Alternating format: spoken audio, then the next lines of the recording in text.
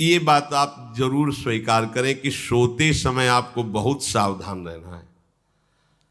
और प्रायः गलती सोते समय करते हैं उपासक की, कोई प्रपंच की बात याद करते हुए या मोबाइल देखते हुए या कोई गंदी चेष्टाओं का आपकी रात बेकार चली जाएगी। अगर गंदी चेष्टा हो गई तो सुबह भी बेकार हो जाएगी, दिन भी बेकार हो जाएगा, निरुत्साहित हो जाओगे। सोते समय आपको समय नहीं देना व्यर्थ चिंतन का। उसी समय विषय चिंतन होता है, उसी समय विषय भोग की आकांक्षा जागृत होती, उसी समय विषय देखने की इच्छा होती। मोबाइल है तो जिस समय आप अपनी शैया पर जाएं स्विच ऑफ कर दें। उसमें मैसेज घंटी आने का कोई भी रास्ता मत रखें। मान लीजिए आप उपासक हैं भगवत प्राप्ति के, 30-35 वर्ष ये नहीं था तो सब मर नहीं गए थे। और बोले इमरजेंसी, जब इसकी 30-35 वर्ष से पहले इसकी कोई रचना नहीं थी, मुझे लगता है, क्योंकि 30-35 वर्ष में ही इसका विस्तार देखा है। नहीं तो कभी किसी के पास मोबाइल नहीं। कोई बड़े अधिकारी तो इतना बड़ा वो, इतना बड़ा वाला वो ऐसे रखते थे। नहीं तो मोबाइल तो हमें लगता है 30-35 वर्ष। तो फिर इमरजेंसी कैसे चलती थी? कैसे चलती थी इमरजेंसी? और आप ब्रह्मा हो क्या कि इमरजेंसी संभाल लोगे? स्विच ऑफ करो। जो सब इमरजेंसी संभालने के लिए तैयार, रात दिन न सोता है, वो हर समय जागृत रहता है, वो हमारा आराध्य देव है। स्विच ऑफ करो, चिंतन लगाओ श्री जी का। ये जो रात्रि के शयन के समय मोबाइल में इधर उधर दृश्य देखने हैं, अपने सर्वनाश का बीज बोना है। मान लो, हमारी प्रार्थना मान लो, ये उस समय मन आपको परेशान करेगा जब कमरे की सिटकिनी अंदर से बंद होगी। सबसे प्रार्थना है रात्रि के शयन के समय। तो बोले फिर ठीक है 10 बजे तक देख लेंगे मोबाइल, इसके बाद शयन के समय भजन कर लेंगे। होगा ही नहीं। क्या तुम देखना चाहते हो? प्रिया प्रीतम के सिवा और कुछ क्या देखना चाहते हो? वो तो सुभग सुंदरी सहज सिंगार, सहज शोभा सर्वांग प्रति सहज रूप वृषभानुनंदिनी। हमारी स्वामिनी जी की सुंदरता छुपाने के लिए आभूषण पहनाए जाते हैं, औरों को तो आभूषण सुंदरता बढ़ाने के लिए। यहां छवि के छिपाए को ऐसे के दास होके क्या देखोगे मोबाइल में? क्या देखना चाहते हो? वासना की क्रीड़ा, और तुम उस क्रीड़ा को देखना चाहते हो? परमार्थ के पथिक हो। देखना है तो प्रभु को देखने की वृत्ति रखो, अन्यथा मूंद लो आंखें। प्यारे, महान फल प्राप्त करोगे। सबसे प्रार्थना है एकांत में मोबाइल रूपी दुश्मन से बचो। क्योंकि जब आप गंदी बात कहीं देखोगे तो आपके अंदर वैसे ही चिंतन बनेगा, वो ऐसे ही लगेगा मैं भी ऐसा करूं, मैं भी ऐसा भोगूं, मैं भी ऐसा देखूं। मान लीजिए आप, जब हमारे शास्त्र कहते हैं कि पशु पक्षियों के मैथुन को भी नहीं देखना है, अगर ऐसा एक बार दृष्टि पड़े तो मानसिक प्रणाम करके दोबारा दृष्टि न देना। और आप मोबाइल में ऐसी चेष्टाएं देखोगे, कैसे आप भगवत भजन करोगे? कैसे भगवत प्राप्ति का उद्देश्य रख पाओगे? ये कलयुग की बहुत महीन चाल है कि उसके बिना काम नहीं चलेगा और हम तुम्हें काम से युक्त कर देंगे। इसके बिना काम चलेगा नहीं, तुमको रखना पड़ेगा। और जब तुम इसे रखोगे तो हम काम अपना कर लेंगे। कलयुग ने कहा हम अपनी व्यवस्था बना लेंगे। यहां कह रहे जब आप नींद में जा रहे हैं तो बिल्कुल मानो मृत्यु शैया पे जा रहे हैं। आपको उस समय नाम जप में बहुत ध्यान देना है, कहीं मन बहक ना जाए। तो क्या होगा, 5-6 घंटे जो आप लेटोगे ना, वो भी भजन हो जाएगा। हमारा जो सततम योमाम स्मरति नित्यशा है ना, ये पूरा हो जाएगा। नहीं उस समय हम सो जाएंगे तो हमारा 6 घंटे का वियोग हो गया, 6 घंटे भजन रुक जाएगा। और ये 100% पक्की बात अनुभव की कहते हैं। यदि सोते हुए भजन करोगे तो जगते, कई बार तो पकड़ा है कि अगर आधे पद में बेशुद्ध हो गए तो वो पद पूरा जगते ही शुरू हो गया है। मतलब बीच में स्थिति भागवती की रही। जैसे बेहोश करते समय हमने कहा था जब ऑपरेशन के हमें बता देना, तो उनका बाबा अब इंजेक्शन लगाने वाले हैं तो वो 1 मिनट हमें केवल दीजिए, अपनी चित्तवृत्ति। तो जब होश आया तो वही पहले चिंतन चल रहा था, वही चिंतन। जैसे सोने के समय बेहोश हुए तो जगने के समय वही चिंतन, ऐसे ही इंजेक्शन से जब बेहोश हुए और जब होश आया तो वही चिंतन चल। बहुत बड़ा चमत्कार अभ्यास का है। नींद खुले तब से लेकर गाढ़ नींद आने तक स्मरण में कभी रुकना नहीं। और आपको एक छूट दे रहे हैं। कभी कभी क्या होता है कि एक मंत्र में, एक नाम में जैसे बहुत देर अभ्यास करते हैं तो मन ऊबने लगता है। इसका स्वभाव है, ये अनुभव की बातें कहते हैं। इसका स्वभाव है नवम नवम, नहीं तो ये मतलब, तो इसको हम लोगों ने कैसे फंसाया है। जैसे गुरु मंत्र जप रहे, अब 2-3 घंटे लगातार गुरु मंत्र जप, अब इसको ऊबन बढ़ी, अब ये छोड़ रहा है, बीच बीच में पता चलता है छोड़ना चाहता है, छोड़ रहा है, तुरंत इसको नाम में फंसाया। अब थोड़ी देर नाम में चला, फिर उब रहा है, बहुत विचित्र है ये, अब उसको फंसा दिया। उस पीछे की बात अभ्यास के समय, नमामि शमीशान निर्वाण रूपम विभुम व्यापकम ब्रह्मवेद स्वरूपम। चिंतन, पदगान कर रहे, ये भगवान शिव पदगान कर रहे हैं और उसका चिंतन, निर्वाण रूपम विभुम व्यापकम ब्रह्मवेद स्वरूपम।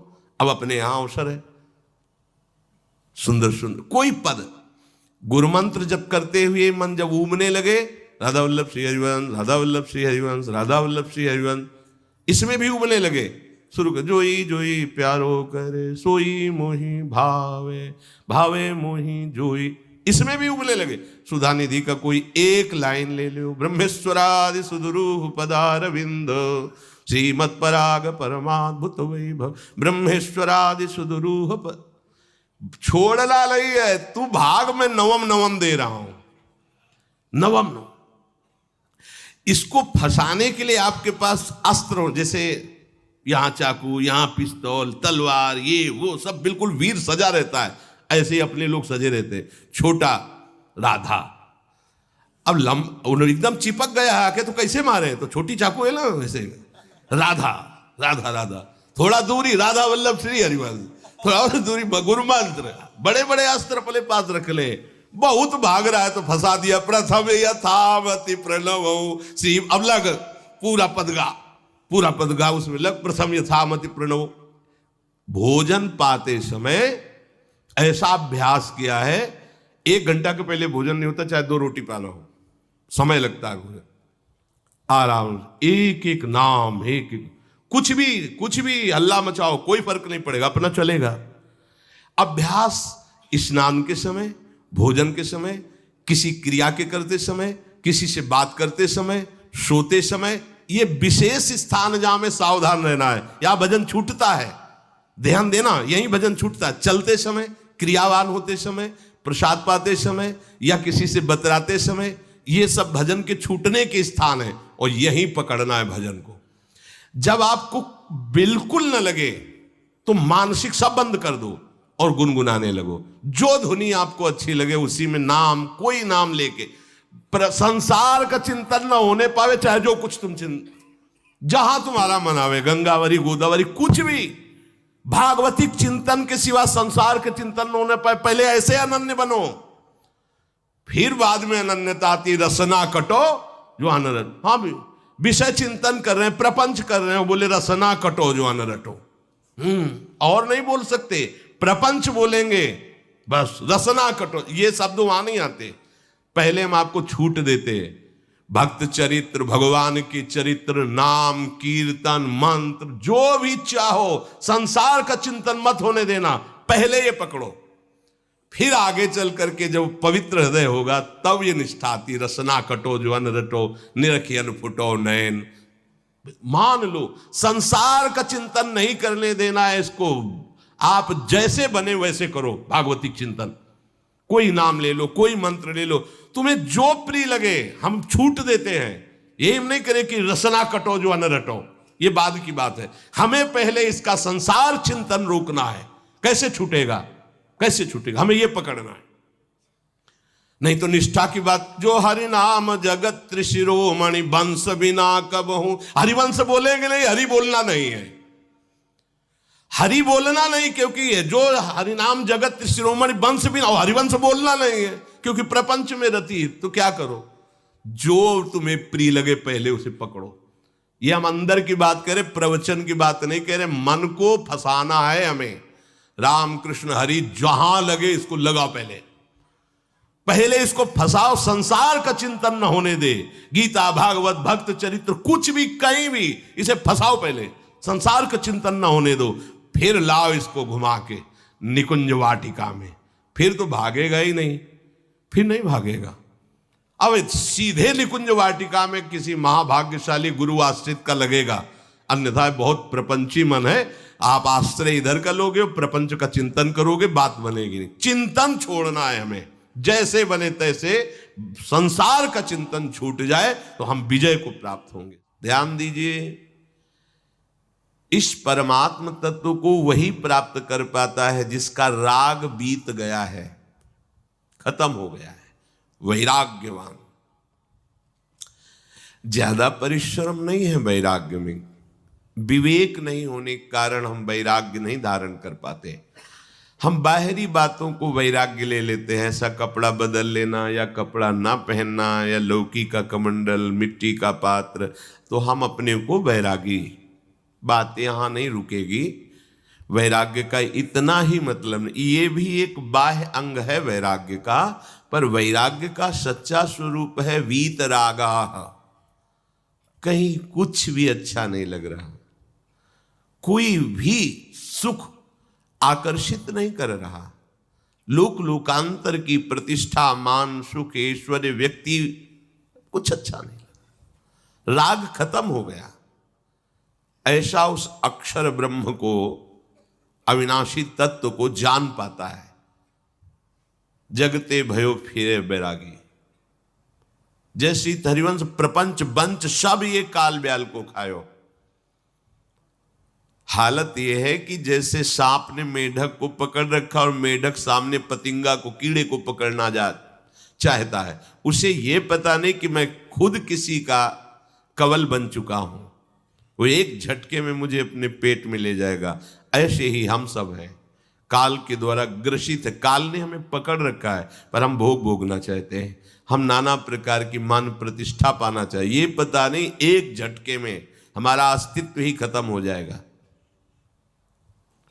जिनके अंतःकरण में किसी भी व्यक्ति, वस्तु, स्थान, पद, प्रतिष्ठा का राग ही नहीं रह गया है, उसे कहते हैं वैराग्यवान। वीतरागाः, राग ही नहीं है। जिनका अंतःकरण निष्पाप निर्मल हो चुका है, जिनके हृदय में केवल भगवत प्राप्ति की उत्कट लालसा जागृत हो गई है, ऐसा साधन संपन्न उपासक परमात्म तत्व में प्रवेश पाता है। अध्यात्म मार्ग की ऊंचाई पर वो स्थित हो जाता है। यदि छंतु ब्रह्मचर्यम चरंती, जिनकी इच्छा एकमात्र भगवत प्राप्ति की है, यदि छंतो, तो उनको क्या करना होगा? ब्रह्मचर्यम चरंती, ब्रह्मचर्य का पालन करना होगा। प्रत्येक इंद्रियों का निर्विषय हो जाना वास्तविक ब्रह्मचर्य है। केवल जनेंद्रिय से ही ब्रह्मचर्य को नहीं लेते।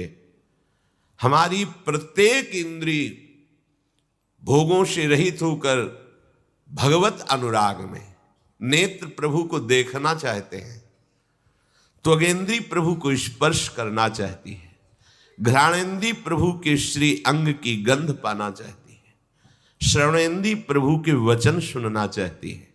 एक एक इंद्रिय अपने प्रभु में लग गई, अंतर्मुख हो गई, बाहर विषयों का त्याग हो गया। इसे ब्रह्मचर्य कहते हैं। पर प्रारंभिक ब्रह्मचर्य में जनेंद्रिय का ब्रह्मचर्य अत्यंत आवश्यक है। यदि जनेंद्रिय जन्य व्यभिचार दोष से युक्त है तो कदापि उसे भगवत प्राप्ति नहीं हो सकती। शुभ गति व्यभिचारी शुभ गति चाहे, असंभव। और भगवत मार्ग में सबसे बड़ा दुश्मन यही व्यभिचार दोष है, काम। इसी से हमारा हृदय मलिन होता रहता है, अंधा बटे और बड़ा चबाए वाली दशा रहती है। कहते हमें 50 वर्ष हो गए। अरे 50 जन्म हो जाए तुम व्यभिचार करो, गंदी बातें करो, गंदे चिंतन करो, सो समय व्यतीत करें। अनंत जन्म व्यतीत हो गए, भगवत प्राप्ति हुई क्या? 50 वर्ष से भगवत प्राप्ति हो जाएगी क्या? 5 मिनट काफी है भगवत प्राप्ति में। एक बार नाम काफी है। वो स्थिति तो लाओ। बार बार बहिर्मुख वृत्तियों के द्वारा विषयों में सुख बुद्धि कर लेने से हमारा सारा का सारा अध्यात्म चिंतन बदलता रहता है, इसलिए लाभ नहीं मिल पाता, एक रस चिंतन नहीं रह पाता। बार बार विक्षेपी विषय करते रहते हो, हम सहते रहते हैं और भोगते रहते हैं। एक बार तो हिम्मत करके उठो। अवलो नशानी अब ना नशई हो, एक बार तो दृढ़ बनो। बस मन के अनुकूल चलने की बात को तुम्हें रोकना होगा, तभी तुम्हारे अंदर यदि क्षण तो ऐसी इच्छा जागृत होगी। पक्का पक्का ऐसा ही है। जब हम किसी विषय के वेग को सहते हैं, विषय नहीं भोगते हैं, तो मन बहुत जलाता है। उस जलन में फिर एक ही बात होती है, बस भगवत प्राप्ति हो जाए, झंझट खत्म हो जाए। कब तक हम इसमें चलेंगे? एक बार भगवत, वो जलन हमको भगवत प्राप्ति की इच्छा प्रकट करती है। अपने लोग क्या करते हैं? जलन को मिटाने की कोशिश करने लगते हैं, तो भगवत प्राप्ति की इच्छा क्या, भोग प्राप्ति की तृष्णा जागृत हो जाती है। भोगे हुए भोगों को बार बार भोगने की इच्छा का नाम तृष्णा है। बाहर और भीतर से कोई सहयोगी नहीं, जल रहा है उपासक, तब रास्ता निकलता है भगवत प्राप्ति का, तब इच्छा प्रकट होती। अब नहीं, बहुत जल लिया, अब तो केवल प्रियाजू के समीप जाना है, अब तो प्रभु के सानिध्य में रहना है, नहीं इन भोगों की जलन में जलना है। पर यहां तक पहुंचने के लिए जलना होगा, तभी लिखा सहित सहित बाढ़ है भगति तास्तिति क्षस्व भारत, क्योंकि आगमा पाइनो अनित्यास, ये नाशवान काम क्रोधादि तुम्हें प्रेरित करेंगे, तुम इनके वेगों को सह जाओ। ये स्थायी नहीं है, आगमा पाइनो है, आने जाने वाले हैं, और ये सहन करने से नष्ट होते हैं, भोगने से बढ़ते हैं। यदि क्षंतो, अगर भगवत प्राप्ति की इच्छा है तो ब्रह्मचर्यम चरंती, ब्रह्मचर्य का पालन करना ही होगा, इसमें कोई गुंजाइश नहीं, क्योंकि आप चल ही नहीं सकते। ध्यान से सुन लो, ये मनोरंजन का मार्ग नहीं है, इसमें मन ही मार तन हारिक वृंदावन में गाज, इसमें मन मारना होगा। प्रायः ये मन को दुलार करने वाले लोग कभी भाग्य से सत्संग में भी आ जाते हैं, कभी श्री विग्रह के दर्शन करने भी मंदिर पहुंच जाते हैं, कभी तीर्थ याटन भी करते हैं, पर इनका कोई लक्ष्य नहीं होता। हाँ, सुन लिया सत्संग, बढ़िया है, लक्ष्य नहीं होता।